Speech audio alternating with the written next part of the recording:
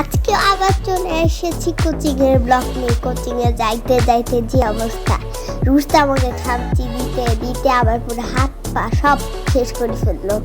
দুজনে তো half pant দিয়ে স্কুল দিয়েও করতেছে, আমাকে ভ্যাগাচ্ছে ফুল প্যান্ট। হাফ প্যান্ট পরে কি ভালো? যতদিন শীত ছিল ততদিন ফুল প্যান্ট করছে, এখন গরম আসে গেছে হাফ প্যান্ট পরা শুরু করছে। কালকে রাতে আবার ওর বন্ধুর বাসায় থাকছে, তাই আমার ভালো লাগছে বেশি। কারণ হলো আব্বু আমাকে স্কুলে দিয়ে গেছিলাম, ভাবছিলাম এই শয়তানটা আসবে না, আসবে আমার আব্বু।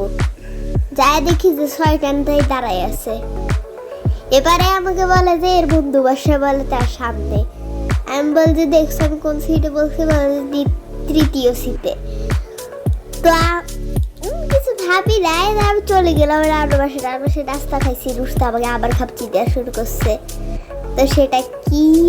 আর তারপরে আমরা আবার বাসায় চলে আসলাম। বাসায় আসার টাইমে আমরা কানে ধরি দুইজনে মিলে আবার সব কানের দুল ছিটাই দিছে। তারপরে ব্যথায় শেষ।